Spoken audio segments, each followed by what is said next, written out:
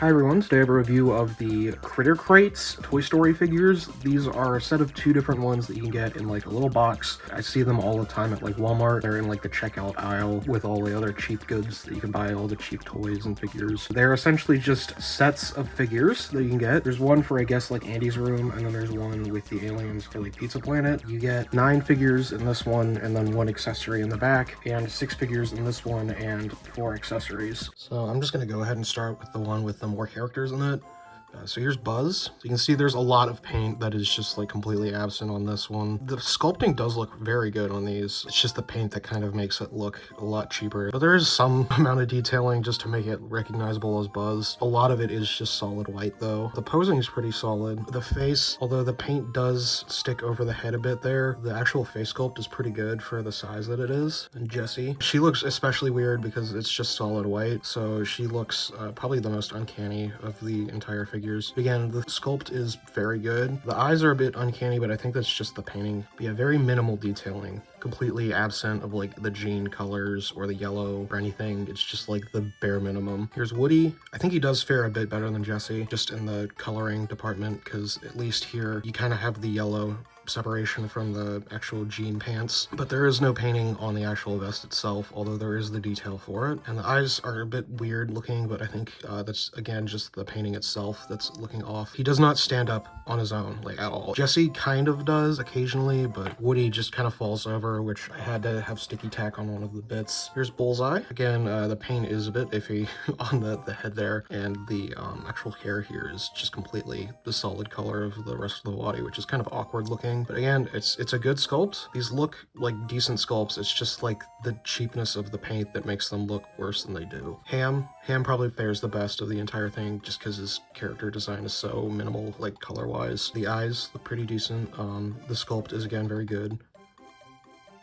Yeah, and then Rex, who is another one that I think it works a bit better than the like human characters, although the teeth are solid green, which looks a bit weird. And then the 3 aliens, which all have identical posing, and there's a lot of detail missing on the aliens. As you can see, it's mostly just the green and the blue and the white for the eyes. There's just 4 colors in total, and the green looks a bit crap on the hands. You can tell it's the blue kind of bleeding through it, and this one actually has the head kind of decapitating. And then, just like as a throwaway item, you get a little ABC block thing as an accessory, and you can kind of put the figures and like play around with it on the playmat. And this does come with a playmat. I don't know where mine is, but I do have the alien one, which I will show once we get to it. So I'm just going to review the whole set of aliens just in one go because it's easier. So you get 6 of them, and there's only 1 repeat, which is these 2 here. These are the hand-grabbing chest ones, and these are the only duplicates. And you can see the detailing is a lot better on these. They are quite a bit larger than the other ones, and the detailing is much better on these, obviously, since they're the focal point. But yeah, there's still minimal detailing on a lot of it, but it's a bit more than what the other ones were. So then you get those 2, you get this one pointing in the air, you get this one with the arms kind of outstretched backwards, you get this one waving, this is a very classic render, and this one looking upward. And on top of that, you get 4 accessories here. You get the Pizza Planet cup, and this actually is like a different material, so you can actually squeeze this a bit, although it is still just like a single color. Then you get the box for the burger, which does not open. It's just like a solid thing. Same material as the cup, although it's obviously not as squishy as it has some firmness to it. And then you get 2 different pizzas. These are the same mold, they're just in slightly different colors. And it's kind of funny that these say copyright Disney Pixar on them when they're so generic. They're literally just pizzas. And then these are what they advertise as the playmats. They are super cheap. They're literally like the kind of material that you see in like a tablecloth from Party City or whatever. But the design is neat. I like this one for the aliens, and I've scanned it. I'll put it here. Yeah, I mean, you can play with these on it. I mean, this is obviously more fun for a kid. It's neat. It's a nice addition.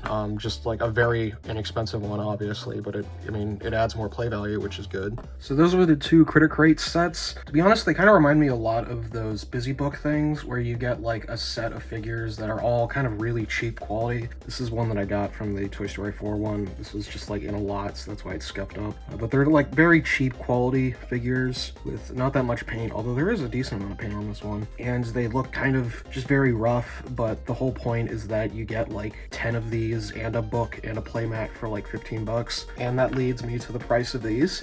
So this set and this set, they are each $5. $4.97 at Walmart, and then I see them at Five Below for like $5. These figures, they're not great quality, obviously, but they are like fairly accurate looking to how they depict them in the films. Like the molding is very good on them. These are like 50 cents per figure if you combine the two. That's a pretty good deal for both of them, honestly. I can imagine these being very good for like kids that are on a budget and whatever, want representations of, you know, Toy Story figures. And I guess like if you wanna, you could go about like actually properly painting them, like stripping the paint, and then like if you're like a little miniature painter, like the Warhammer kind of stuff, you could probably get these like looking pretty damn good because the existing molds look pretty solid. That's it for these. Like and subscribe if you want. I'll see you later.